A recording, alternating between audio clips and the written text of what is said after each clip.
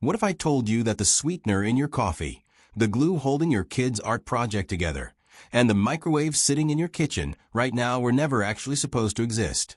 None of them were the result of some genius sitting down with a plan. They were mistakes. Spills, explosions, forgotten experiments, and a few very lucky accidents that somehow reshaped the entire world. Stick around, because by the end of this video you'll never look at your pantry, your medicine cabinet, or your junk drawer the same way again. Let's start with something almost everyone has used: artificial sweetener.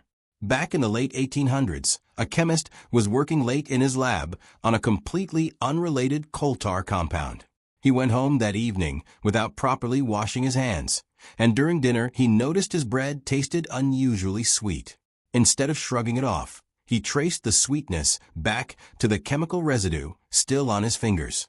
That happy accident eventually became saccharin, one of the first artificial sweeteners ever produced, and it's still found in those little pink packets on restaurant tables today.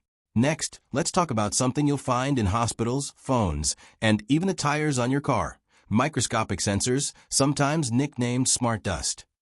Decades ago, a graduate researcher was running tests on a small silicon wafer when it unexpectedly shattered during the experiment.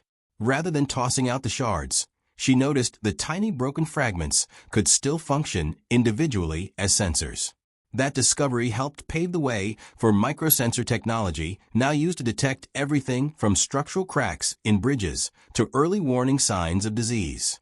Now here's a snack that almost everyone has in their pantry: potato chips. As the story goes, a chef in the 1800s kept getting complaints from a picky customer who sent his fried potatoes back for being too thick and soggy. Frustrated, the chef decided to teach the customer a lesson by slicing the potatoes paper thin, frying them until crisp, and drowning them in salt.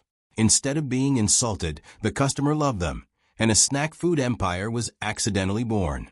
Then there's one of the most recognizable beverages on the planet. In the late 1800s, a pharmacist was trying to create a medicinal tonic to treat headaches and fatigue, mixing together various syrups and extracts.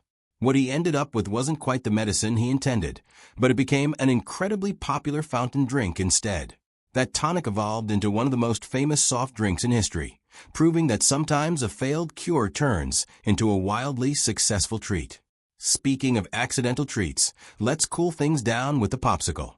In the early 1900s, an 11-year-old boy was trying to make his own homemade soda using powder and water.